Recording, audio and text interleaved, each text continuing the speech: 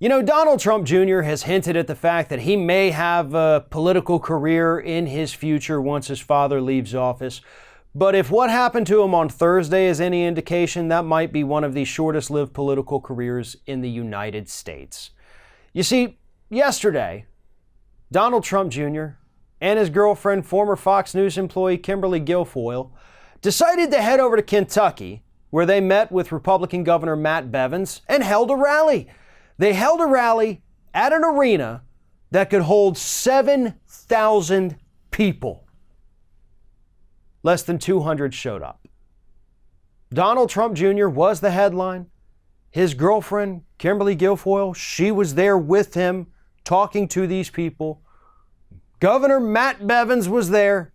You got a governor, you got the son of a president, and you got a former Fox News personality. You would think the three of them combined would not have trouble filling a 7,000-seat arena.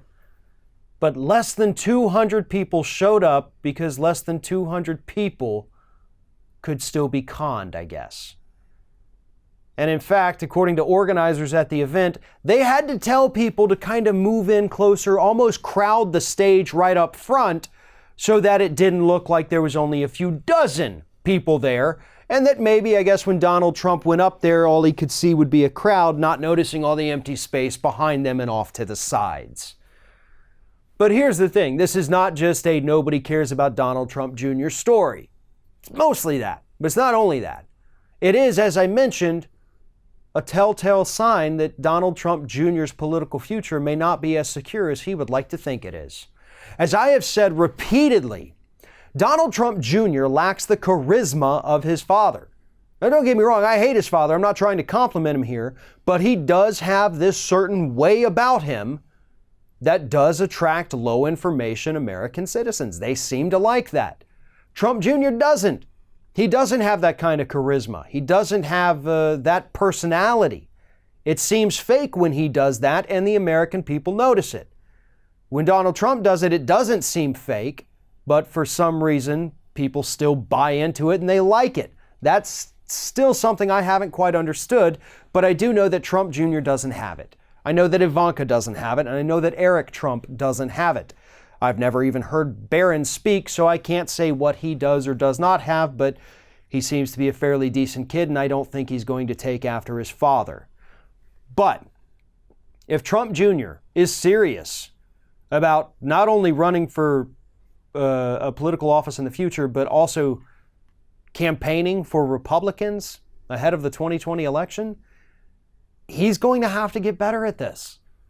Packing a 7,000-seat arena with less than 200 people isn't exactly going to, win over the hearts of the American voters.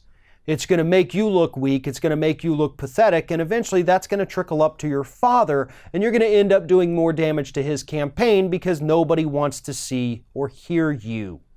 And that is exactly what we saw in the very deep red state of Kentucky just yesterday.